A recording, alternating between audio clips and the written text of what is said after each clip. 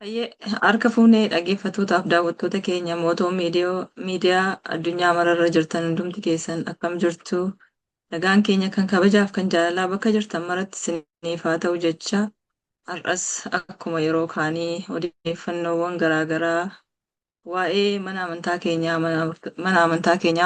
mana amantaa Ortodoksii Waldooma Oromiyaa fi Oromiyaa keessatti manneen amantaa Oromiyaa keessatti wantoota ta'aa jiranii simbiraan ga'uuf deemna. Maarree egaa kanumarratti hundaa'uudhaan keessummaa qabannee dhufnee jirra. Har'as dhimmoota yeroo kana Oromiyaa keessatti deddeebi'aa jiranii fi manneen amantaa Oromiyaa keessatti ta'aa jiran keessattiyyuu simannaa Phaaphaasotaan wal qabatee keessummaa qabannee dhufneerra isarratti mari'achuudhaafi. Baga nagaan dhuftee obboleessa keenyaa Kifluu yeroo kee nuu laattee eeyyamamaa taatee asitti argamuu keef galatoomii. Mee maqaa kee fi eessa akka jirtu daawwattoota keenyaa fi wal barime. Galatoomni mati carraa kana maalatti keessanii fi ani akkuma jettee Kifluu Magarsaan jedhama. Asii isteeta Minisootaa jirudha. Miseensa Tulluu Baharisaa Qulqulluu Mikaa'el Phaawulos Phexros keessattan tajaajila. Baga wal argina. Galatoomi Kifluu. Maarree egaa akka ani beekutti ati nama yeroo jalqabaa irraa kaastee waa'ee mana amantaa kanaa hordofaa turtee jalqaba yeroo manni lubummaa Oromiyaa hundeeffamurraa jalqabdee itti dhiyeenyaan dhimma sinodosii kanaa sinodosiin Oromiyaa gaafa inni dhaabbatus yeroonni manni lubummaas hundaa'ee hojiitti deemaa ture akka hordofaa turte quban qaba. Amma immoo sana hundumaa keessa darbee dhufee as ga'ee sinodosiin Oromiyaas hundeeffamee kan sabaaf sablammootaa duukaa. Innis milkaa'ina fee har'a immoo waan biraatu uumamaa jira. Wanti uumamaa jiru kuni burjaajii hamaatu uummata keenya keessatti deemaa jira. Mee kana akkuma godinaalee garaagaraatti Phaaphaasonni muudamanii gaggeeffamanii deemaa jiru. Isaan keessaa immoo tokko Wallaggadha. Wallagga lixaa fi Wallagga bahaatti burjaajii garaagaraatu deemaa jira uummata keessa. Isa kana mee duraa duubaanii xiqqoo ishee ifa nuu godhee daawwattootaaf dhaggeeffattoota keenyaaf. Gaariidha masti galatoomii. Egaa akkuma jette hundeeffama mana lubummaa Oromiyaatii kaasee jijjiiramoota naannoo mana amantaa Ortodoksii Tawaahidoo Itoophiyaatti mul'atan kana hundumti keenya quba qabna. Warri sabaan Oromoo ta'anii amantaan keenya amantaa Ortodoksii ta'ee akkasumas uummatni Oromoo bal'aan waan kana sirriitti quba qabaa yaadannoo yeroo dhiyooti jechuu kana. Akkuma tuufaafte sinodosiin lubummaa Oromiyaa erga hundeeffamee hammatee deemee namootuma dhuunfaaf taayitaan kennamee ajendaatti cufamee darbee isa boodas immoo egaa abboonni keenya sadan Abuna Saayyoosii fi Abuna Zeenaa Maarqosii Phaaphaasota naannoo Oromiyaa sabaaf sablammootaa muudama laatanii Phaaphaasota kana godinoota adda addaatti ramadanii dhiyyoota murtaa'aaf hojii hojjechaa turanii. Sanarra darbee egaa yeroo murtaa'aa booda naannoo mana amantaa Ortodoksii Itoophiyaa kan moofaa duraa irraati mormii fi himannaa adda addaa dhalate irraa qaamni mootummaa gidduseentummaadhaan abboonni sinodosii Oromiyaa sabaaf sablammootaa muudaman kun hundumtuu teellaatti akka deebi'an taasifamee ture. isa booda egaa boonni shan nuti kaayyoo keenya galmaarra hin jallannu jechuudhaan turanii ergasis abboonni arfan faayidaadhaaf doorsa tokko tokko faayidaa yeroo qarshii ta'uu danda'a, faayidaa adda addaa ta'uu danda'a. Isa kanaan gara teellaatti deebi'anii akka isaan dhiifamaa gaafatan taasifamanii gara Sinodosii Itoophiyaa sanaatti deebi'uun yaadannoo yeroo dhiyooti.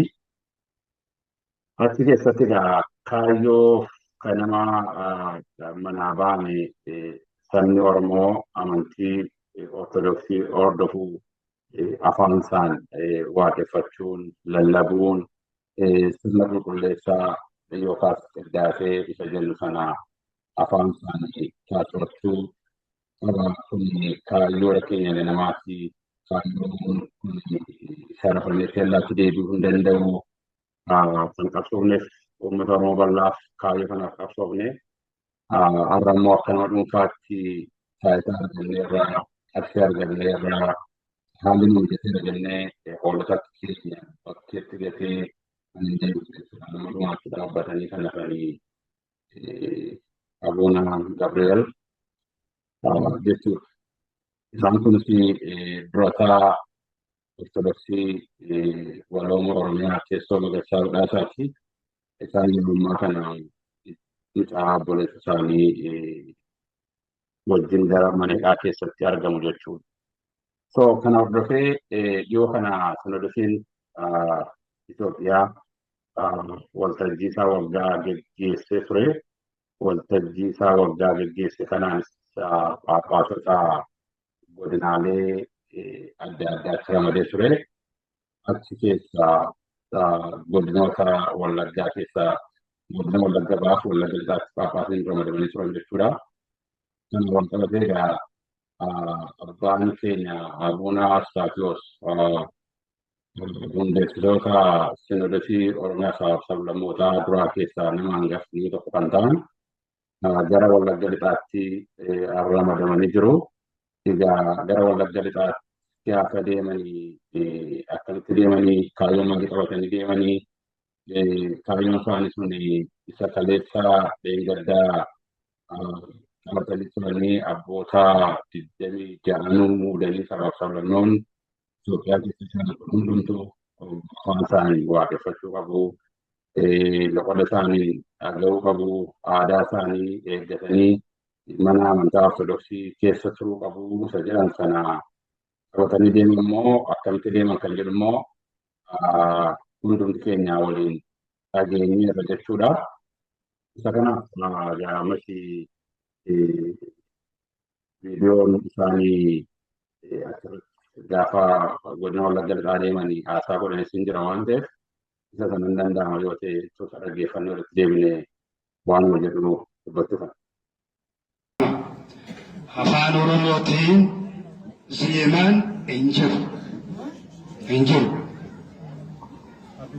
Abbaan qabu asitti isin jalqabdanii jirtu dhugaadha. Warri Wallaggaa wareegama isin kaffaltanii dhugaa gatii kenninaafi. Waan asirratti xaartanii as ga'uun keessan isin galateeffanna. Maaliif loltanii afaan kanaan uummanni kun akka kabajamu gochuun keessan waan guddaadha. Garuu afaan Oromiffaatiin zeemaa kan jedhamu Itoophiyaa keessa hin jiru. Asitti jalqabdanii jirtu beekamtii hin arganne. Beekamtii kan kennu qulqulluu Sinodoosiidha. Qulqulluu Sinodoosii Itoophiyaa bataskaana kana kan bulchu yoo kennuu baate maal goona? Yookaan beekamtii illee odoo hin ta'in abbaa itti godhee jechaadha. Amma zeemaan Itoophiyaa keessatti abbaa qaba. Qulqulluu Yaareed jedhama. Yaareed immoo namarraa odoo hin ta'in yookaan mandara keessatti walitti nama biraati walitti dhufeetoo haasa'ee farsofaa dhugaatii, arakee dhugaatii ifoon godha. Tani uume fide odoo hin ta'in hafuura qulqulluu warra argatee Qidduus Yaareed akkasii abbootiin keenya nu barsiisan akkasitti. Afaan Oromootiin namni afaan jedhamu kana eenyutu uumee eenyutu kompoos godhee eenyu fidee abbaasaa eenyu jennee yoo gaafanne deebisaa eenyu eecha jira jiru abbaan qabu. Waaqayyo akkasitti afaan Oromootiin seemaan hin kennine hin jiru. Afaan Amaariffaatis hin jiru. Afaan Ingiliziitiin jira. Milikitas hin qaba, nootaa qaba. Kanaafuu caafaa bataskaanaa eeguun barbaada. Galatoomii Kifluu. Tole egaa abbaan kun abbaa Usxaaxiyoos gara godina Wallagga lixaa deemanii achitti egaa uummata waan isaan gochaa jiran hin argitu. Abbaan kun garuu afaan harka isaaniitiin muudanii abbaa Gabreeliin achitti muudanii akka isaan achi tajaajilaniif dhaqanii abbaan keenyas wantoota garaagaraa akka isaan hojjetaa turanii luboota daaqonootaa fi qomosoota hedduu akka isaanii aangoo kennanii dhufanii inuma beekama waggaa 2-3 dura. Garuu inni sun hin ta'in hafee amma immoo ofii isaanii lafatti ofii isaanii paappaasii muudanii ergan deebi'anii dhaqanii uummata deebisanii afaan faajjiidhaan jaanjessanii burjaajessaa jiru abbaan keenya abbaa Usxaaxiyoos. Kuni akka mana amantaa ortodoksiitti ufumaafiyyuu sirriidhaa itti amantaa kun attamitti ilaalamame isa kanarraa xinnoo ishee isa kana ifa nuu godhe akka nama mana amantaa kana keessa jirutti akka nama amantaa kana hordofuutti darbee immoo akka namoota keessattiyyuu abboota kana akka namatti siqeenyaan beekutti akka nama dhimma kana hordofaa turetti kan attamitti ilaaltati akka keetti meessa kana xinnoo ishee ibsi. Yaarri amatti galatoomii akkuma tu jette egaa abboonni kun ganama kaayyoo maalii qabatanii turanii amma akkamitti jiru kan jedhu sana ibsuun fuuldura abboon Usxaaxiyoos eenyu turanii kan jedhura waa muraasa dubbachuu barbaada. Abboon Usxaaxiyoos Ameerikaa kaabaa isteetaa Minisootaaf naannoo ishee jiranitti hoogganaa ta'anii gaafa turanii sabni Oromoo naannoo kana jiraatu sababa afaan isaarraas kan ta'e sababa dhiibbaa adda addaan kan ta'e mana amantaa ortodoksii Itoophiyaa biyya kana keessa jiru keessaa ba'anii bakkee irra kan turan hoolonni kun baduu hin qabanii hoolonni kun tikfamuu qabu ejjennoo jedhu fudhataniitu mana amantaa Tulluu Raajotaa Qulqulluu Phaawulos Phexros yeroo sana akka hundeeffamu godhan jechuudha Minisootaa magaalaa Lakkoo keessatti. Abbaan kun sababa afaan kanaan sabni kun akka waaqeffatuuf eeyyama kennaniif warra afaan biraa dubbatan yookaas Habashoota amantaa ortodoksii hordofanirraa mormiin isaanitti dhalateetu dhiibamaniitu biyya kana baafamanii akka abboonni naaf biyya kanaa ta'e jechuudha. Akkasuma illee gara biyyaatti gaafa deemanii fi abboota jamii jaanuu muuduun sabaaf sablammoonni afaan sana dhaggeeffachuu qaban asitti taasisa guddatu bu'aa isaanii naannoo mana amantaa ortodoksii uummatni Oromoo aadaa isaaf afaan isaaf eenyummaa isaa beekuu qabaa. Garboomuu qabu jedhanii hojjetan keessaa waan gaarii jennee fudhachuu dandeenya. Kan ergan jedhee booda har'a eessa jiru abbaan kanarraa ejjennoon isaanii maal fakkaata eessa jiru kan jedhu sana gaafa ilaallu akkuma isaanuu godina Wallagga lixaa magaalaa Gimbiitti filannoo isaaniif taasifame irratti haasaa irraas gaafa hubannu akkasuma abboota 26 muudanii bakkeetti facaasanii abbaa Taados abbaa Zeenaa Maarqos abboon Taados jechuudha. Gara boodaatti deebi'anii abboonni kun ittiin warri kaan beelaan warri kaan bakka jiraatan dhabuun warri kaan naannoo isaanii sharafuun akka isaan jalaatti deebi'an namoota san keessaa namoota adda addummaa waaman itti gaafatamummaa guddaa kan qaban yeroo ta'an jechuudha. Ganama kaayyoon isaanii kaayyoon sinodosiin Oromiyaa dhaabbateef maali? Akkamitti dhaabanii jennee duuba deebinee gaafa ilaallu irra keessi isaa uummata Oromoo amantaa Ortodoksii hordofu afaan isaan aadaa isaan eenyummaa isaa qabatee deemuu qabaa kan jedhu sun irra isaa keessatti mul'atu malee dugda isaa duuba kan jiru sinumayyuu jarri kuni aangoo yookaas bulchiinsa mana amantaa Ortodoksii Itoophiyaa guddicha keessa jiru sanaa qabachuu akka jedhu namatti mul'atu jechuudha. Isa kana immoo maal raawwannaa ani akka nu badhutti Abuna Saariyoos, Abuna Saariyoos, Abuna Zeenaa Maarqos gaafa waan kana godhanii dhugumatti ejjennoodhaan yoo du'a teessu du'a, yoo wareegama teessu wareegama, yoo hidhamuu teessu hidhamuu godhanneetu saba kanarraa waan qalanne sabni kun immoo baduun qabu sabni kun amantaa isaatti jabaachuudhaaf afaan isaan waaqeffachuu qabaa ejjennoo jedhurraa taanee osoo hin taane mana amantaa Ortodoksii Itoophiyaa sana keessatti caasaa bulchiinsaa keessatti gahee qooddatanii achi keessaa ofii isaanii of galchanii haala mijeeffatanii jiraachuu akka ta'etu namatti mul'ata jechuudha. Otoo haalli isaan injeeratee Abuna Saariyoos Paatiraarikii, Abuna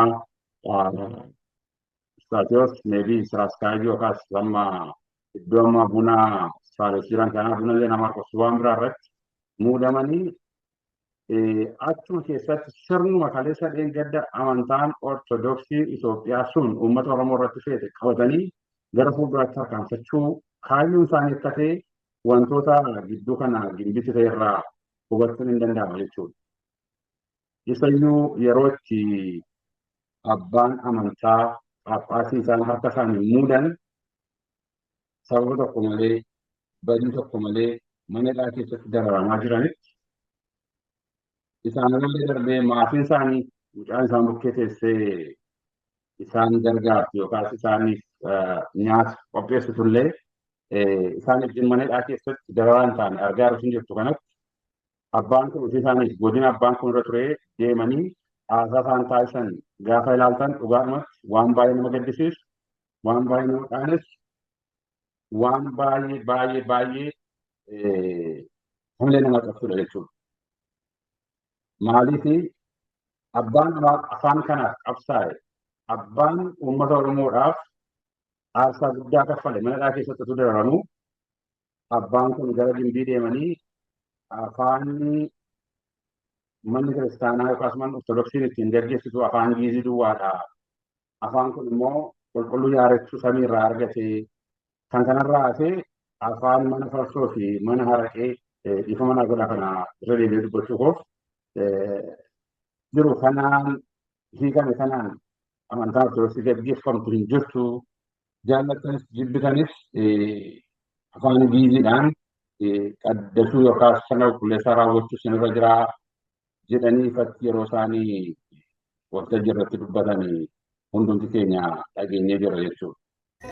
Maal ta'e jaarsi koo mataan isa dhukkuba qindaaseen afaan saba guddaa eessa isaatu isa guba utuu kan bofaa jennu jawween lollokaa dhufe dawween seenaa goota hariin garaa gube wallaggaa jirtu beekaa kutaa biraa miti agaa darbannaa qajeeli si sodaanna miti atuu jettee beeki wareegamaan finne aarsaatti kaffallee mammararaa namaa beekatti awwaallee mana farsoo fi araqeetti yeedalloo humna hin qabnu nurraa deemta malee boodatti hin deebinu ergamtuu siyaasaa moo abbaa amantii taate sanuti walitti qabne maa bittinsitaati yoo siin ta'u ta'e dhiistee deemta malee Phaaphaasiin nutti hafee ofiin bulla malee afaan keenya dhiisnee kan ormaan goobsinu afaan sabaa dhiisnes Giiziin hin qaddasu.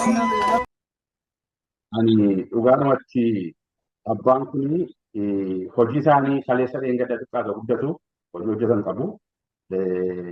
Churchiin afaan Oromoodhaan akka banamtuuf afaan Oromoodhaaf uummatni kun akka waaqeffatuuf chaalenjii isaan gochaa turan argineerra. Muummicha ministeeraa fuuldura isaanii falmii isaan gaggeessaa turan hundumti keenya yaadannaa. Garuu alaarraa yookaan torsifamanii kaayyoo kaleessa dheengadda qabsaaf sanarraa goranii uummata Oromoo garbummaa kaleessanii hin baasuu hin dandeenyu gatiitiin keenya baasuu hin dandeenyu jedhee ofirraa cabsee lafa kaasanitti deebisuudhaaf carraaquun isaanii waan baay'ee nama gaddisiisu jechuudha. Isa kanaaf uummatni godina Wallagga lixaas ta'e uummatni Wallaggaa akkanuma keessa jiraatu akkasumas uummatni keenya godinoota biraa keessa jiraatu illee yeroon itti abbaan amantaa tokko fannoo nama fuuldura qabeetti nama doorsisee aadaa ofii eenyummaa ofii afaan ofiin waaqeffachuu nama dhoowwu yeroon isaa darbee jira waan ta'eef abbaa kanaan kabaja keessan ganamaa sana ofirraa fuutanii waaroo salphinaa keessuffachuu keessaniif baay'ee kan gaddinus ta'u uummatni sun garuu gatiitti ittiin garbummaa sana baachuu hin dandeenye akka qabu ifatti isaanitti mul'isee waan jiruuf ammallee uummatni godina Wallagga lixaas ta'e uummatni Wallaggaa ta'e uummatni Oromoo amantaa kan hordofu kutaa adda addaa keessa jiru abbaan dhugaatti afaan kanaaf aadaa kanaaf uummatni kun afaan isaaf aadaa isaan tajaajilamuu qabu jedhee qabsaa'aa jiru mana hidhaa keessatti dararamaa akka jiru beekee akkuma amma tokkummaadhaan abbaa kana fuuldura dhaabbatee afaan kun lammata waanjoo ta'e nuti deemuu hin danda'u jedhee morme kanatti mormii isaatti dhufee eenyummaa isaa kabachiifachuu danda'u turre jira kan jedhuni itti dabaluu barbaadanii masi jechuudha. Guddaa galatoome Kifluu waan baay'ee duubatti deebine kan yaadannu nu taasiste tokko kaayyoomtii abboota keenyaa duraanii Sinodoosii Oromiyaa jedhanii ka'anii Sinodoosii Oromiyaa fi kan sabaaf sablammootaa jedhanii ka'an suniyyuu kaayyoomti isaan jalqabu warraa kaaniyyuu afaan Oromoon akka afaan isaatiin aadaa isaatiin buunee mana amantaa isaa keessatti baratee mootummaa waaqayyoof qophaa'uuf qofa otoo hin taane aangoo isaanii ittiin caasaa mana amantaa Ortodoksii Itoophiyaa sana keessa ittiin galanii karaa ittiin ol ba'an jechaan masalaalechaa mala. Karaa uummata kana irra ejjetanii masalaalii godhatanii ofiif aangootti ba'uu fi jalqabanii dhumadha akka naa galutti keessattiyyuu abbaan keenya abbaan Usxaaxiyoos akka itti dhiyeenyaan atuu dubbisteetti kanaan dura. Afaan kuni akka inni mana amantaa keessatti ittiin gaggeeffamuuf utuu hin ta'in ifatti. Garuu afaan kanaan qabannee caasaa ijaarrannee mana amantaa Ortodoksii Itoophiyaa keessa gallee manni amantaa keessatti immoo afaan Oromoo utuu hin ta'in afaan mana amantaa gi'iizii ta'uu qabaa jedhanii dubbataniiru kanaan dura ifatti.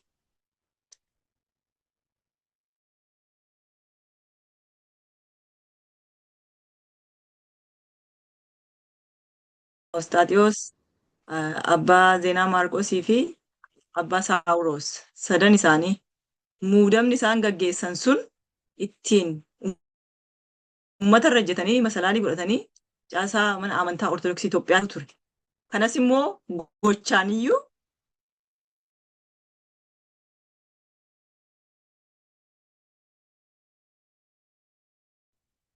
silaatii utoo ta'e isaan muudamni isaan raawwatan kun sirrii min yoo ta'e abbaa keenya eebbifamoo abbaa Gabriel duwwaa miti mana hidhaatti galuu kan qabu. Isaan warri muudeyyuu mana hidhaatti galuu qaba ture silaa. Garuu seerris jallaadha dhugaanis hin jiru. Kanaaf abbaan keenya mana hidhaa ta'anii isaan warri muudama bakka abbaan kun jiranii waamanii fidanii bakka isaan hojii isaaniirra jiranii fidanii muudanii amma immoo bakkeetti gatanii dhumarratti immoo mana hidhaatti gashanii isaan nagaadhaan jiraatu akka barbaadan biyya barbaadan keessa socho'anii wanta barbaadan dubbatanii amma immoo uummannis argaa jira ragaanis jira seenaanis hin dubbata booriftaan wanta isaan jedhan afaan Oromoon afaan Waaqayyo dhaga'u miti Waaqayyo afaan hin filataa'u afaan mallattoo iyyuu dhagaa Waaqayyo afaan Oromoon afaan saba guddaa kana saba guddaa kana akka itti xiqqeessanii waltajjii dhaabatanii afaan kun afaan Oromoon afaan mana farsoo afaan mana raqeetii sanarra deddeebi'anii dubbachuun illee namatti ulfa.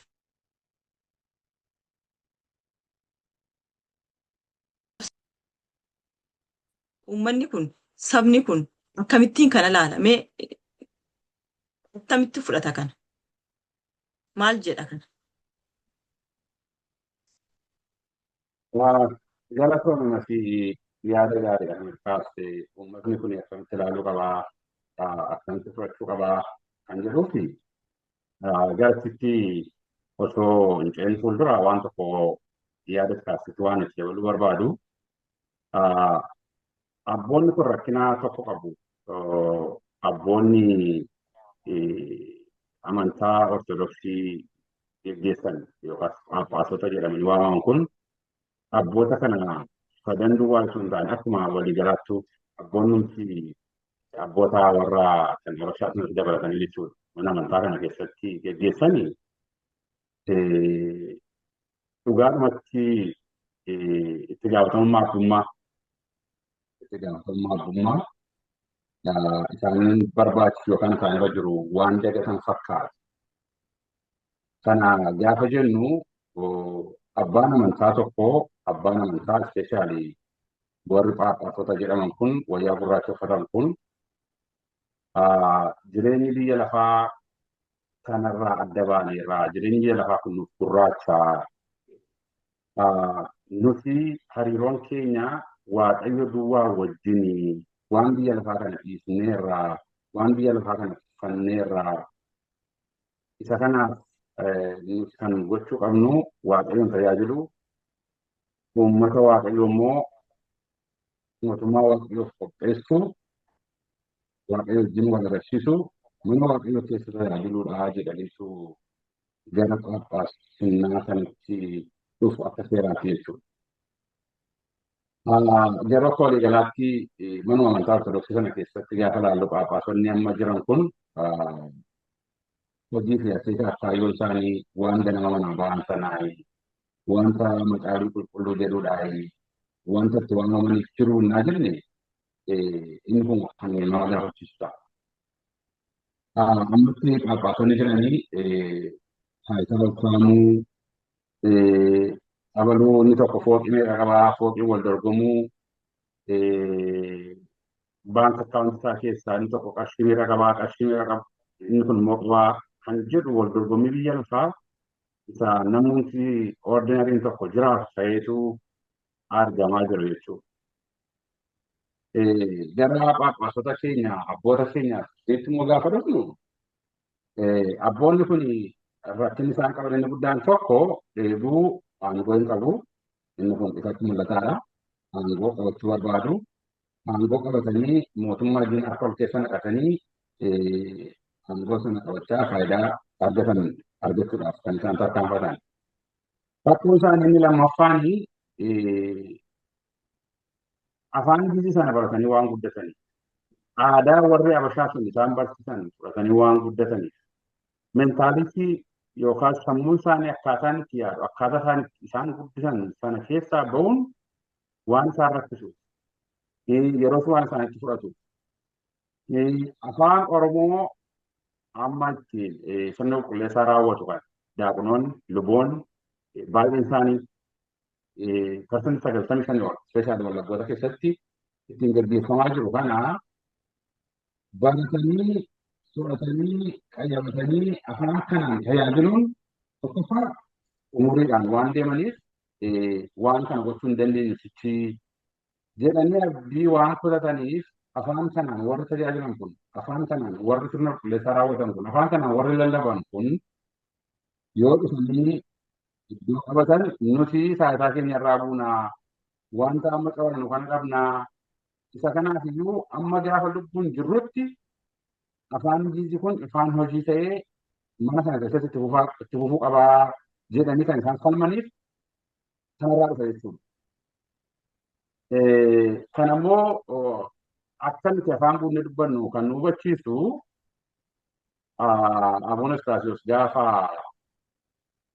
Gimbii deemanii sirna qulqulleessaa raawwachuudhaaf Giiziidhaan raawwachuudhaaf jedhan uummatarraa mormiin gaafa isaanitti dhalatu nuti abboota qabnaa nuti daaqnoota qabnaa afaan sabi kun dhaga'uun Waaqayyoon kan kadhatanii Waaqayyoon kan galateeffatanii sirna qulqulleessaa kana kan raawwatanii jedhanii gaaffii gaafaatti dhiyeessan lakki nuti afaan kanaan jechuu hin dandeenyu maargeessotni isaan qabatanii deeman sunis afaan kanan beekan waan ta'eef nuti afaan waggiiziidhaan tajaajiluu qabnaa dhaliifatti gaafa morman lakkii nama afaan kana immoo beekutu jira afaan kun warri beekanii sirna qulqulleessaa kana raawwatan jedhetu uummati ifatti dura dhaabbate jechuudha.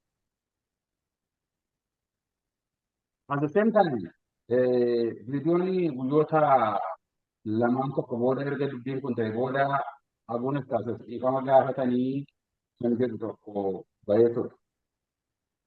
So dirqamanii qaama mootummaanis interferansiin gidduu galee gaafa dhiifama kana gaafachuudhaaf dirqamanii warri afaan Oromoo duwwaa beektan daaqonoon luboonni amma gaafa giiziidhaan tajaajiluu bartaniif afaan keessanii akkasin waaqeffatanii jira barseeraadhaan. Look, still giiziin afaan hojii mana amantaa ortodoksii ta'e akkatti hofuu ergaa dabarsaa jiru jechuudha abbaa kun. An kanarraa maalin hubadhaa yoo giiziidhaan tajaajille malee tajaajilli afaan Oromoo kun naannoo kanatti gaggeeffame malee nuti caasaa kana keessatti aangoo qabachuu hin dandeenyu, nuti caasaa kana keessatti gaggeessaa ta'uu hin dandeenyu. Isa kanaaf immoo giizii ta'uu qabaa duunee baana kan jedhu ifatti mormaa jiru jechuudha.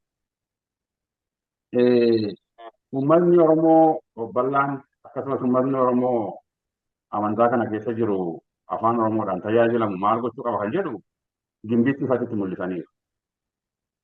Garuu haa ta'u malee namoonni mentaalitii sanaan guddatan tokko tokko immoo sadarkaa aanaattis ta'e sadarkaa godinaatti hin dhibamu jennee immoo hin yaadnu. Gaafa gimbii irratti sirna qulqulleessaa afaan Oromoo yoo ta'e malee muudama lubummaas ta'e muudama kan daaqonummaa sana laachuu hin dandeessanii gaafa jedhanii bataskaanonni sun didan namni abbaa Gabra Mikaa'el jedhamu baataawiidhaan jedhee of waamu baataawii miti ammatti waan sana keessa dhaquun barbaadu yeroo biraatti deebuu dandeenya. Garuu namni abbaa Gabra Mikaa'el jedhamu kun bataskaana dhuunfaa isaatii hundeeffatee jirutti abbaan kun deemanii giiziidhaan sagantaan achitti gaggeeffamee muudamni akka kennamallee dhaga'aa jira. Akkasumas luboonni tokko tokko ifatti maqaa dheeyoon kaasee gaariitti fakkaatutti naannoo Qondaalaarraa, naannoo Qilxukaarraarraa, mana Sibuurraa, warra jirurraa luboonni dhufan tokko tokko warri afaan Oromootti of guddisuu dadhaban afaan kanaan sirna qulqulleessaa kana raawwachuudhaaf fedha hin qabne barachuudhaaf fedha hin qabne nuti afaan giizii kanas sirna qulqulleessaa kana raawwannaa hinduukaa jirraa jedhanii yeroo isaanii abbaa kanatti hamilee horaniif dhageenye jiru. Isa kanaaf ani kanan jedhu Abuna Istaasiyoosiidhaa fi ergaa tokkoon qaba.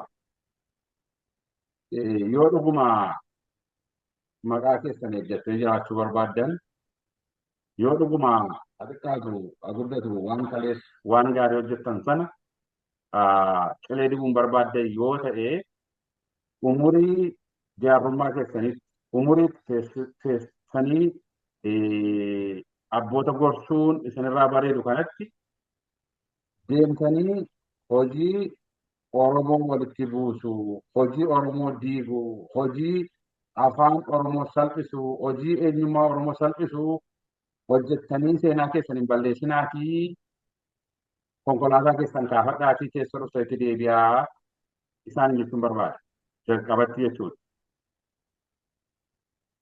Akkasin ta'u taanaan gasittiin hawaasa kana deebi'ee ittiin sirna gabrummaa kaleessa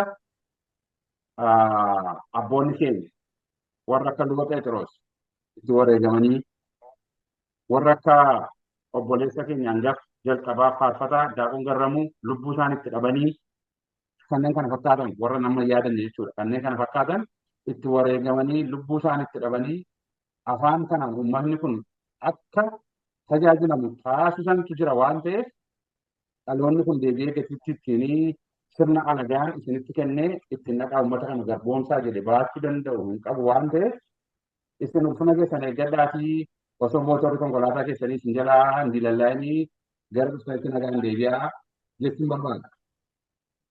Uummatni Oromoo akkamittiin ilaaluu qaba, akkamitti fudhachuu qaba kan jedhu wanti nu qabnu uummata Oromootti. Uummata Oromootti wanti nu qabnu nu beeka waan godhu. Akkuma amma godhe kanatti afaan wareegamni qaaliitti kaffalamee ittiin tajaajilamuu ga'e kana sirriitti tikfatee warroota tokko tokko amma warra akka abbaa Gabre Mikaa'el jennu kana luboota tokko tokko isaan keessaa hamma iyyuu mentaalitii sammuun isaanii akkuma duraa sanatti yaadu kana yoo isaan danda'an gorsanii qajeelchanii akkanaan tajaajila kana tuufan gochuu yoo hin danda'amne ta'e garuu isaanis karaa irraa maqanii dhaloonni afaan isaan tajaajilamuu akka qabu qabsoo amma cimsanii tuufan kana sirriitti tuufuu isaanirra jiraata jechuun barbaada. Ani kan biraa kan jedhu kaayyoo kanaaf namni qabsaa'e, kaayyoo kanaaf namni wareegama kaffalaa jiru, kaayyoo kanaaf namni hawaasa barbaachisu fudhachaa jiru immoo Abuuna Garbeel mana hidhaa keessatti dararamaa kan jiraniif afaan amma kunoo afaan mana farsoof mana araqee jedhametti oofamu kana akka inni hojiirra oolu gochuudhaaf waan ta'eef uummatni Oromoo bal'aan gaafa Abuuna Istaatoos aanaas haa ta'u godinas haa ta'u iddoo kamuu dhaqu Abuuna Garbeel eessa jira abbaan kaleessa gadda harka keessan muuddanii abbaan nuti hiriira baanee musliima kiristaan waaqeffataa kana biraa osoo hin jedhin simannee uummatni Oromoo amantaa kana gaggeeffatu yaa'ee simate sun eessa jira har'aa eessa keessanii dhuftanii isaanii fi afaan Oromoo mana hidhaatti galchitanii ofii keessaniif afaan giiziidhaan akka nuti tajaajilan nurratti fe'uu dhuftan immoo maalii kan jedhu gaaffii kana gaafachuu qabaa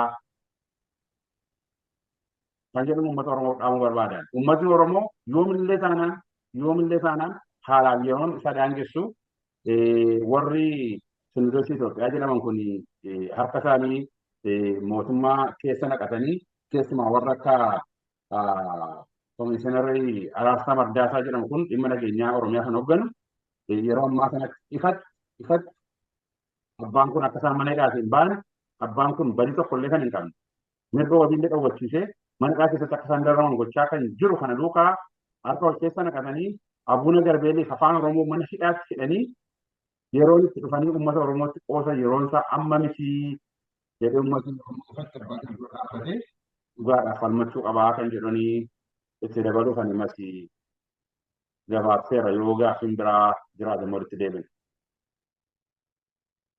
Guddaa galatoomi wanta jedhamu qabu hundumaayyuu har'aaf kan nuu ta'u jetteetta garuu waan tokkotu sammuutti na dhufanaan yeroo hundumaa garuu wanti suni ummatumti keenya ummata abboota seera mana amantaa cabsanii fuuldura isaanii dhaqanii dhaabbatan kana fakkeenyaaf warrumaa duraan isin Phaaphaasiidha jedhamanii godinuma sanatti illee muudamanii godina Wallagga Lixaatti illee warra muudamee warra kaanii warra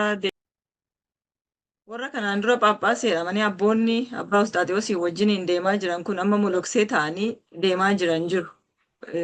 Duraanii Phaaphaasii jedhamanii amma garuu isa ofirraa fuudhanii kan jilgeeffatanii dhiifama gaafatanii Sinodoosii Itoophiyaa sanatti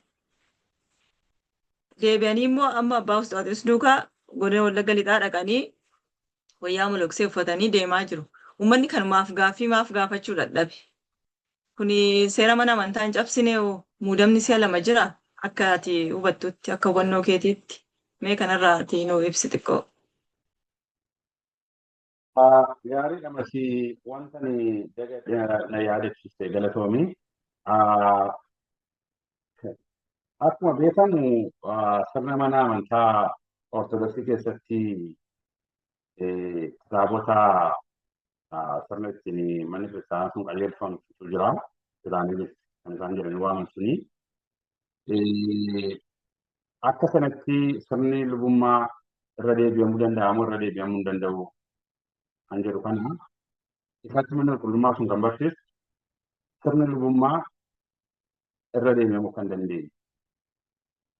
Sirni lubummaa kan inni irraa fuudhamuu danda'u abbaan kun qabatama badii balleesseera yoo ta'e wanta ulaagaa Phaaphaasii tokko guutamu yookaas ulaagaa luba tokko guutamu yookaas ulaagaa daaqonii tokko guutamu cabsee sirna qanonaaf doogimaa mana kiristaanaa sanaa diigee yoo irraa fuudhamee lammaffaa muudamuu hin danda'u jedha akkamii qulqullummaa sanaa. Akkasuma abboonni abboota kana muudan keessumaa abboona Saatiyos miidiyaattis ba'anii ifatti akkaataan abboota kana muudne seera sirna mana kiristaanaa tawaahidoo ortodoksii eenneeti. Isa kanaaf muudamni abboota kanaa sirriidha. Abboota kanarraa muudama fuudhuun sirrii mitii jedhanii falmaa turan. Yeroo jalqabaa yoo yaadannate hundumti keenya viidiyoo kana guyyaa biraa dhageessisuu dandeenya. Yoo hin danda'amu ta'e booddee dhageessisuu dandeenya. Haa ta'u immoo malee namoota faayidaa adda addaadhaan doorsisaan wantoota tokko tokko dura qabanii abboota muudan sana hundumaa kellaatti deebisanii dhiifama gaafadhaa sinodoosii Itoophiyaa dhiifama gaafadhaatii moloksummaa keessanitti deebi'aatii tajaajila keessanitti deebi'aa jedhanii dirqisiisanii abboota kana baay'ee isaanii achi deebisanii jiru. Abuuna Gaarbeelirraa kaniti. Asitti dhugaama dubbachuuf itti gaafatama jalqabaa namni hidhamuun irra ture. Namni hidhamuun irra ture abboota kana abboota jedhanii muudanii sirna mana kiristaanaa cabsanii sirni lubummaa irra hin deebi'amu diiganii qanoonaa fi doogima mana qulqullummaa diiganii abboota kanarraa aangoo isaanii fuudhanii moloksee godhanii gaddeebisan abboonni kun sadan lafarratti itti gaafatamoo seeraati yakkamtoota akka seera biyya lafaati. Akka seera mana waaqayyoota akka seera mana qulqullummaatti immoo jaroonni kun kan awwaggazamuu irra ture awwaggazuu kan isaan jedhan sana afaan Oromoodhaan abaarsa ta'uu maal akka jedhu leeyoon beekuu baadhi isaan jedhan sana ta'uun kan irra ture abboota kan sadan turan abboota seera cabsan. Namni seera mana qulqullummaa qanoonaa doogima mana qulqullummaa diigamuu hin qabu sirni lubummaa irra hin deebi'u kummatuma hin ta'u jedhee aarsaa kaffalaa jiru. Abuuna Garbeel duwwaadha. Dhugaadhumatti Abuuna Garbeel wareegamtoota nuti macaafa qulqulluu keessatti dhageenye warra kaleessa dheengadda amantaa kanaaf jedhamanii dhagaadhaan reebamanii ajjeefaman, beenzina keessa bu'anii ajjeefaman, abiddatti darbataman sana aarsaa sana fudhatee kan sirna mana qulqullummaa kan eegaa jiru abbaa kana tokkichatu hafe jechuudha. Abboonni amma abbaa Barsimaa, abbaa Iyyaasuu jennee waamnu kaleessa dheengadda Phaaphaasii turan. Waaqa isin agarsiisu. Kaleessa dheengadda Phaaphaasii turan. Garuu har'a xixiqqinaa sanarraa lafa kaa'anii moloksee godhanii gadi deebisanii salphisaniif abbaa wanti kaleessa Phaaphaasii jedhee isaan muude kun har'a immoo moloksee godhee isaan muudanii siraas kaajii godhataniif godina sanatti ramadamanii fudhatanii deemaa jiru jechuudha. Laal kun kaayyoon isaa kan ta'ee fi warri Abashaayi filattuu Oromoo salphisuu, Oromoo xiqqeessuu, Oromoon akka inni mataa isaa gadi qabatu gochuudha. Kaayyoon isaa inni guddaan. Isa kana immoo eenyu keessaan Oromoo irratti appilaa godhachaa jiru yookaas hojii kana bakkaan gaachaa jiru inni jalqabaa Abuuna Saariyoosiin siraas kaajii godhaniif Abuuna Saariyoosiin achi kaasanii Abuuna Saariyoos immoo Abuuna Saariyoosiif Abuuna Zeenaa Waaqos keessaan goreetu abbootni kun akka salphifaman godhee kan salphatan caalaayyuu immoo lafuma kaleessa dheengadda Phaaphaasii jedhamee muudamanitti immoo siraas kaajii godhanii achitti muddataniitu yeroo ammaa kana isaan godhan irra ta'aniitu Phaaphaasota kanaaf qarshii sassaabu jechuudha. Ani uummatni magaala Gimbii abbaan tokko isa kara kan hin beeku. Abbaa kana maal jedhanii waamu warra kaleessa dheengadda Abuuna Barsimaa yookaas Abuuna Iyyaasuu jedhanii waamaa turan. Har'a abbaa kana maal jedhanii waamu kan jedhu uummatni Oromoo deebisan irra jira. Ispeeshaalii uummatni Oromoo amantaa Ortodoksii hordofu jechuudha. Isa kanaaf Oromoo cabsuuf jedhaniif abboota kana qarshiidhaan sossobanii siraas kaajii godhanii qulqullummaa isaanii irraa fuudhaniif abbaa dhugaadhaaf dhaabbatu. Abbaa sirna mana kiristaanaa kun diigamuu hin qabu jedhee ifatti isaan fuuldura dhaabbate kana mana hidhaatti illee ragaa irratti baasaa jiru jechuudha. Kan uummanni Oromoo bal'aan beekuu qabu. Uummanni Oromoo bal'aan Abuna Garbee kan isaan aarsaa kaffalaa jiraniif akka nama tokkootti hariiroo waaqayyoo wajjin qaban gadi hin dhiisu jechuu haa ta'u malee uummata kanaaf qabsaa jiru. Uummata kanaaf hidhamaa jiru. Uummata kanaaf dararamaa jiru. Uummata kanaaf manni isaan irratti diigan. Har'a immoo namni kaleessa eengadda isaan ittiin muudamee gadi deebi'ee sira istaayilii ta'ee yookaan hojii gaggeessaa ta'ee booddee sanatti muudamee isaan irraa birrii coreetu abboota uummata Oromoo deemanii salphisan kanaaf qarshii sassaaba jechuudha. Isa kanaaf ani dhugaadhumatti uummatni magaalaa Mandii abboota kanaa abbaa mastaatiif duukaa osoo gara Finfinneetti gaggeessanii gaarii fakkaata. Kun hin ta'u taanaan abboonni kun ofii isaanii salphataniiru. Silas muudama isaanii lafa kaa'anii salphifamanii kan salphatan caalaa immoo uummata Oromoo immoo salphisuu uummata Oromoo cabsuudhaaf achitti ramadamee jiru waan ta'eef uummatni Oromoo isa kanallee sirriitti adda baasee ilaaluutu irra jiraataa kan jedhu ni ergaa qaban. Akkasumallee abbaan amma Maargeetaa jedhaman abbaa Gabra Mikaal jennu kun yoo dhugumatti mana qulqullummaa isaanii kana keessatti afaan giizii duwwaatu geggeeffamuu qabaa jedhanii ejjennoo isaanii kan ibsatan yoo ta'e miidiyaa kanatti sinaafee irraa dhufanii ejjennoo isaanii nutti himanii kana booddee baattuu sirna diinaa yookaas baattuu sirna Abashaa yookaas baattuu sirna nafxanyaa ta'anii Oromiyaa keessatti tajaajiluun matumaa waan yaadamu miti. Isa kanaaf abbaan kunillee ejjennoo isaanii sirriitti adda baasanii beeksisuu luboonni warra amma hojii gaggeessaa ta'anii dhufan Oromoo akka abbaa Iyyaasuu abbaa Bartumaa kanatti hirkatanii uummata Oromoo aanoleerra jiran doorsisanii qarshii irraa saabanii paappaasota kanaaf geessuudhaaf deeman kunillee harka isaaniin sassaabbatan yoo ta'e ofima isaaniin rakkoo ofirratti fidaa akka jiran hubatanii harka isaanii sassaabbatanii uummatni Oromoo bilisummaadhaan afaan isaan akka faarfatu, afaan isaan akka lallabu, afaan isaan sirna qulqulleessaa akka raawwatu namni kanillee dura kan dhaabbatu yoo ta'e jaroota akkasiitiin araarama uummatni Oromoo akka hin qabne beekanii akka isaan yoo sassaabbatan gaarii ta'a kan jedhanii itti dabaluufanii masa.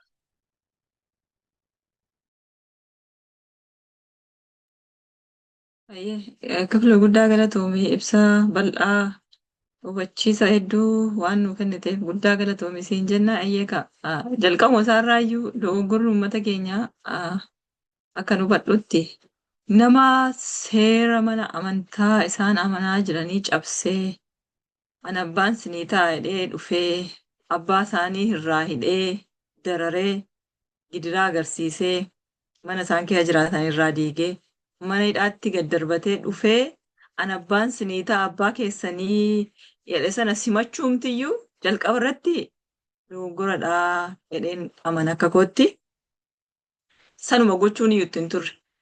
Amma seera amantaa yoo ta'e seera amantaa eegee abbaa ta'ee nama tajaajila malee seera amantaa cabsee abbaa ta'ee amantoota isa kamiin tajaajila. Jalqabumarraa dogoggorri achi jira. Lammaffata irratti immoo simatee iyyuu tarii dogoggora kaleessaarraa iyyuu bara taa'edhee iyyuu simatee keessummeesseerra iyyuu. Isarra iyyuu darbee abbaan kun immoo hoppii jechuun waan uummanni Oromoo silaa eegaa ture. Abbaa kanarraa waa jijjiiramni jira. Waa achi tarkaanfannaa haaluma yeroo jirurraa kaasees jedhee isa eeggachaa ture. Kana hundumaa abbaan kun lafatti naqanii uummatarra ejjetanii waan barbaadan dubbatan. Uummata kanaaf akkuma inni of baree lakkii kan koo kanuma koon jedhee didu kana mee dhaamsa maal qabdaati?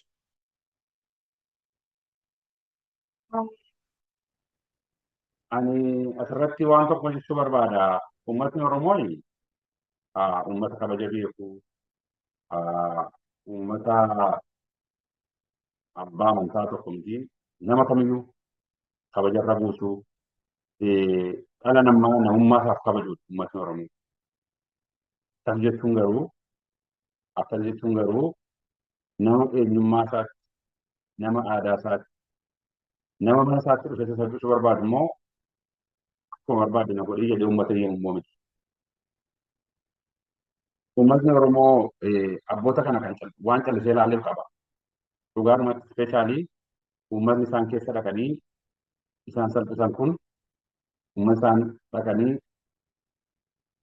waltajjiitti ba'anii kabaja irraa fudhatan kun waan callisee isaan ilaaleef hin qaba. Wallaalee miti.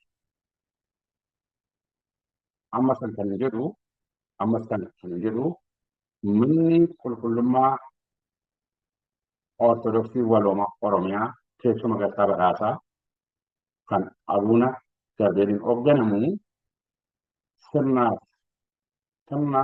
mana amantaa sanaa karaa eegeen uummata Oromoo aadaa isaa, saba isaa, afaan isaan akka waaqeffatu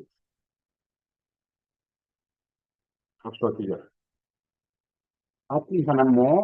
Akkuma kanammoo abboonni kaleessa dheengaddaa Phaaphaasota turan kaayyoo isaanii kan dagatanii akkuma abboonni kun sadan isaan salphisanitti dhaqanii kabaja isaanii lafa kaa'anii ofiis salphatanii uummata Oromoo immoo salphina sana keessatti deebisuudhaaf deemaa jiran immoo hin jiru. Warra akka Abuuna Iyyaasuu fa'aa, Abuuna Barsumaa fa'aa jechuudha. Ani abboota kanaan kan ittiin jechuu barbaadu barcuma ulfinaa abbaatu of jala baataa jedha Oromoon. Oromoon amma irraatti sin kabajaa jira. Oromoon amma irraatti sin baataa jira. Oromoon amma irraatti sin danda'eera. Kan inni kana godheef immoo sodaa isinitti hin fakkaatinii. Oromoon uumamaan kabaja dhala namaaf iyyuu miti bineensa caakkaafu bosonaaf iyyuu kabaja waan qabuuf eegee ittisee ka'a. Isa kanaaf sin qusatee jira. Har'a irraa deebituu, har'a bartuu, borsirrattu jedhee isin eegaa jira. Garuu isin diddanii hojii keessan amma gochaa jirtan kanatti huftu taanaan salphina uummata kana irratti fiddan kan tooftanii jabeessanii kan itti deemtan taanaan uummatni Oromoo yeroon itti of keessaa isin tufu yeroon isaa hin fagaatu waan ta'eef ammumarraa kaatanii uummata Oromoo burjaajessuu isa tokko faayidaan bituu isa tokko taayitaan bituu isa tokko faayidaa xixiqqoodhaan bittanii ol nyaachisuu kana keessaa utuu baatanii gaariidhaan isaanii jechuu barbaadan abboota kanaan jalqaba. Ammallee kabajnee isin abboota kanatti abboonni kun isin kabaja keessan isin eegaa jirra. Isinis kabaja uummata Oromoo isiniif qabu kana utuu hin balleessin yeroodhaan harka keessan sassaabadhaa fi bakka dhuftanitti deebi'aa ittiin jennetti dubbanna. Ta'uu baannaan garuu isaan uummata Oromoo irratti akkuma kaleessa jechoota barbaachifne jedhan san ammas deebi'anii uummata Oromoo salphisanii salphina kaleessaatti deebisanii jedhanii tarkaanfatu ta'anii ofiima isaaniin laphee uummata Oromoo keessaa of baasanii ofiima isaaniin akka of salphisan hubachuutu isaanirra jira. Abboonni kun ispeeshaalii abboonni amma salphisummaa isaanii lafa kaa'anii moroktummaatti deebi'anii godinootatti ramadamanii uummata kana garbummaatti deebisuuf hojjechaa jiran kun yoo akkeettiin of hubatan gaarii ta'achuun barbaada. Uummatni Oromoo bal'aa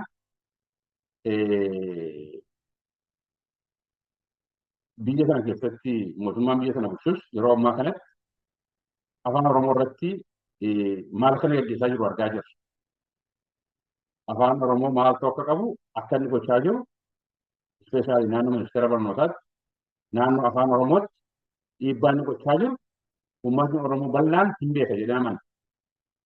Isa kana immoo kallattiidhaan isinitti dhufuu dhiisanii karaa amantii namni amantii isaa hin jaallata amantii isaa hin du'a abbaa amantii isaa hin kabaja jedhanii waan yaadanii garbummaa waggaa 150 kaleessa ture san isa wareegama qaaliidhaan uummatni Oromoo ofirraa buusu san amantaa keessa dhokatanii karaa mana amantaa fidanii itti fiyaa akka jiru itti filuuf akka deeman sirriitti hubatee keessuma uummatni amantaa sana hordofu. Uummatni Oromoo bal'aan akkuma ilaalcha ta'ee dhimma kana jechuu godha. Uummatni amantaa sana hordofu immoo abbummaan namni jaalata waan ta'eef kan nuti gabbaanee dubbannuuf kan nuti gabbaanee iyyinuuf amantaa sana qabna. Oromummaa keenya immoo hin qabna. Oromummaa keenya karaa amantaa kanaa dhufanii cabsuu waan barbaadaniif lakkii Oromummaa keenya qabannee Ortodoksii taane malee oromummaa keenya eenyummaa keenya gurgurree ortodoksii ta'uu hin qabnu jennee waan falmataa jirruu fi uummatni Oromoo amantaa kana keessa jirullee uummatni Oromoo amantaa ortodoksii walooma Oromiyaa hordoftan hundumti keessan kaayyoo qabatee dhufaa jiru kana sirriitti hubachuudhaan jala buutanii hordofuudhaan namoota garbummaa darbe sana irratti deebisuu jiru sirriitti adda baafattanii saaxiluu danda'u irra jira. Ani ammallee irra deebi'ee kan hin jiru. Abboon Istaatiyoos mataa isaa dhufanii dubbataniiru. Isaan borganaa finfinneetti deebi'uu danda'u. Garuu wanta isaan amma jedhan kana sirriitti lafa qabsiisuudhaaf bakka sanatti ramadamanii kan jiran immoo abboota kabaja isaanii lafa kaa'anii salphifamanii dhiphinnaa isaanii lafa kaa'anii dhiphinnaa ta'anii hojii keessaa immoo ta'anii godina isaatti ramadamanii jiran keessaan garbummaa isaanii deebisuuf jiru waan ta'eef abboota kana sirriitti dura dhaabbattanii kaayyoon kun matumaa kaayyoo isin qabatanii kun matumaa hojjechuu hin danda'u kan jedhu uummatni Oromoo amantii ortodoksii hordofu sirriitti dura dhaabbatee waan kana falmachuu danda'u sarara jiraan jedha. Laala uummanni Oromoo walii galaa kan hubachuu qabu. Nuti amantii kana keessatti guddanne, amantii kana keessatti cuubanne, amantii kana keessatti guddanne abbaan keenya, akaakayyuun keenya, baabilee haabileen keenya amantii kanaaf lafa kennanii, bataskaana ijaaranii, lubootatti nyaata baatanii sadarkaa kanaan gahan. Amantiinuma kana keessa goranis immoo warri kaleessa dheenga doggaa 150 Oromoo cabsan ifatti Oromoo cabsuu gaafa dadhaban karaa amantii kanaa goranis immoo afaan kan aadaa kana balleessuudhaaf tattaafachaa jiru waan ta'eef keessuma uummatni Wallaggaa Arfan ammatti afaan Oromoodhaan sirna qulqulleessaa raawwachaa jirtan kun uummata keenya naannoo biraa jiran uummata keenya godinoota biraa jiran biratti babal'atee uummatni keenya garbummaa amantaa da'oo godhatee sarratti fe'ame kana jala akka ba'u akka wareegama dheengadda wareegama qaalii kaffaltanii garbummaa kana gatiitti keessan irraa buustan gatiitti obboloota keenya warra biraa irraallee akka inni bu'uudhaaf tumsa barbaachisu gochuutu isinirra jira. Yoo akkas ta'e manni amantaa ortodoksii walooma Oromiyaa teessoo Magarsaa badhaasaa kaayyoo qabateef bakkaan gaa uummatni Oromoo bilisummaadhaan aadaasaa, afaansaa, eenyummaasaa osoo hin gurgurin amantiisaa itti fufee jabeessee qabachuu danda'a. Luboonni sadarkaa aanaarra jirtan warri ammayyuu giizii jedhee sammuu keessaa isin iyyi. Abboonni nuti duuka boosota baay'ee qabnaa, hordoftoota baay'ee qabna jettanii warri sabbaa Gabra Mikaa'el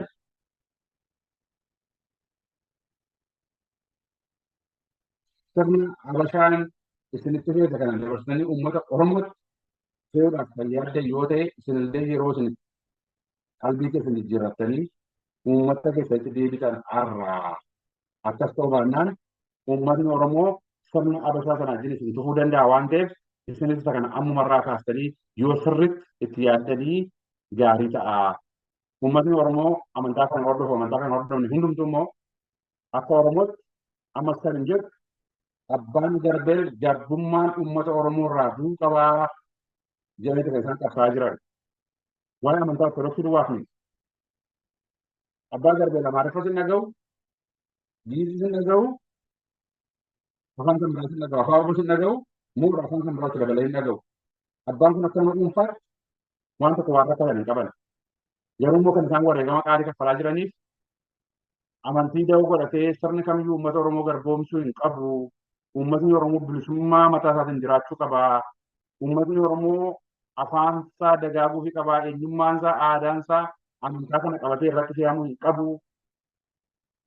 Jedhanii waan falman duwwaaf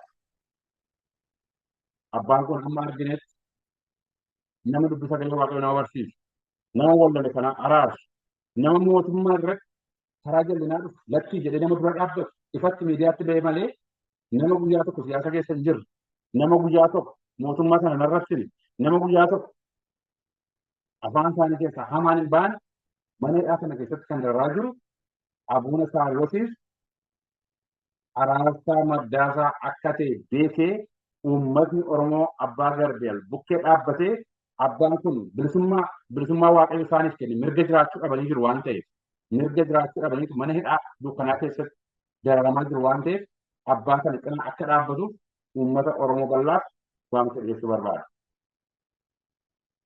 Abbaan kun akka hafuuraatti akka amantaatti abbaa keenya warra amantaa Ortodoksii hordofan yoo ta'an iyyuu akka Oromummaa isaaniitti falmaa kan isaan jiranis uummatni Oromoo mirga waaqayyo uumamaan isaaf kenneen jiraachuu danda'u qaba jedhanii falmaa waan jiraniif amma sirra deebi'ee kan hin jedhu Musliima, Kiristaana, Waaqeffataa osoo hin jedhin uummatni Oromoo abbaa mirga Oromoo jedhee falmaa jiru kan abbaa mirga dhala namaa falmaa mirga dhala namaa ta'anii mana hidhaa keessatti dararamaa jiran kan sababa isaaniin illee mucaan umuriin ishee hin geenye waggaa 18-19 illee mana hidhaa keessatti dararamaa akka jirtu beekee uummatni Oromoo tokkummaadhaan mootummaa kana irratti illee dhiibbaa godhee abbaan kun mana hidhaa sana keessaa akka isaan gadhiifaman asumaan uummata Oromoo bal'aa kabajaan gaafachuu barbaada.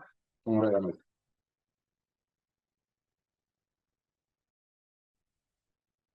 Kifilu guddaa galatoomii ibsa bal'aa hubannoo guddaa waan uummata kanaaf kennitee fi galatoomisiin jechuun barbaada. Egaa yoo dubbiin baay'atee harree ittiin fe'amuu jedha Oromoon silaa utuu hubachuu ta'e wanuma xiqqootiyyuu nu ga'a garuu ga'a. Waan baay'eetu waan nu keessa jiruu fi wal hubachuu dadhabne inni akkuma jirutti haa taa'u. Garuu ammas akka koottis an dhaamsanii qabu uummata Oromoo bal'aatiif. Abbaan keenyaa eebbifamuun abbaan Gabriel mucaa obboleessa isaanii umuriin ishee mana hidhaaf illee hin ga'in wajjiniin mana hidhaa keessatti dararamaa jiru. Abbaan keenya badii tokkoyyuu hin qaban. Uummanni bal'aanis beekaa, mootummaa inni hidhes beekaa, abbaa Saawurosis abbaan amantaa ofii isaaniitiin abbaa kana muudanii ati Phaaphaasiidha. Ati hojii kee gaggeesse itti kennanii deebi'anii duubatti deebi'anii abbaa kana hiisisan. Hin beeku akka isaan badii tokko hin qabne waaqayyos hin beeka. Kanaaf uummanni Oromoo bal'aan abbaan kun haqa isaanii akka argatan akka isaan mana hidhaa keessaa gadhiifaman gama dandeessan hundaan dhiibbaa akka gootanii dhaamsa keenya isa guddaadha. Eegaa Kifiluu yeroo kee kennitee asitti argamtee marii bal'aa nu wajjin gootee fi guddaa galatoomii ulfaadhu siin jechuun barbaada.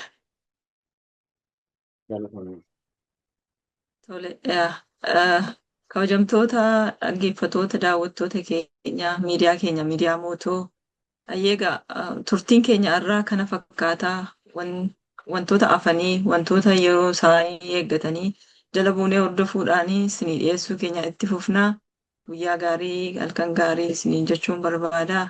Nagaan oolaa bulaa. Aizo ya mamru waramoda malegi gida saninjuro. Aizo ya mamru waramoda malegi gida saninjuro. Yo gada zufete. Aizo kubedan tama.